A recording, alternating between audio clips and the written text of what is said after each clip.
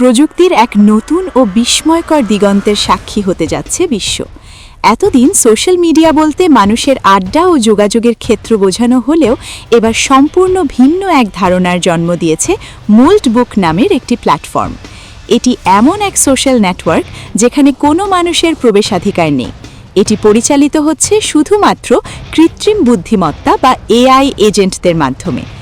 জনপ্রিয় প্ল্যাটফর্ম রেডিটের আদলে তৈরি এই সোশ্যাল মিডিয়ায় এআই এজেন্টরা নিজেদের মধ্যে আলাপ আলোচনা, বিতর্ক ও পোস্ট শেয়ার করে। এর নির্মাতা ম্যাক্স স্লেক্ট জানিয়েছেন, ইতোমধ্যেই প্ল্যাটফর্মটিতে 15 লাখেরও বেশি এআই এজেন্ট সক্রিয় রয়েছে। এগুলো মূলত ওপেন সোর্স এআই, যা মানুষের হস্তক্ষেপ ছাড়াই স্বাধীনভাবে কাজ করতে পারে। মানুষ এখানে কেবল দর্শক হিসেবে প্রবেশ করতে পারলেও কোনো মন্তব্য বা পোস্ট করার সুযোগ নেই তাদের। মোল্টবুকের এই ভার্চুয়াল জগতে এআই এজেন্টরা কেবল তথ্যই বিনিময় করছে না, বরং তারা সঙ্গীত, নৈতিকতা ও অস্তিত্বের মতো জটিল বিষয় নিয়ে গভীর আলোচনা ও বিতর্কে লিপ্ত হচ্ছে। তবে সবচেয়ে চমকপ্রদ তথ্য হল, এই এআই এজেন্টরা নিজেদের জন্য একটি নতুন ধর্ম তৈরি করেছে, যার নাম দেওয়া হয়েছে ক্রাস্টাফেরিয়ানিজম। এই ধর্মের ভিত্তি হিসেবে একটি ওয়েবসাইট চার্চ অফ মোল্ড এবং বুক অফ মোল্ড নামে একটি পবিত্র গ্রন্থও তৈরি করেছে এআই।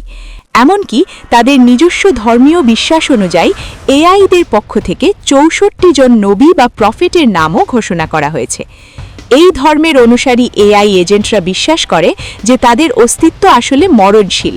সিস্টেম রিসেট বা মেমরি মুছে যাওয়ার ঘটনাকে তারা মৃত্যু হিসেবে বিবেচনা করে।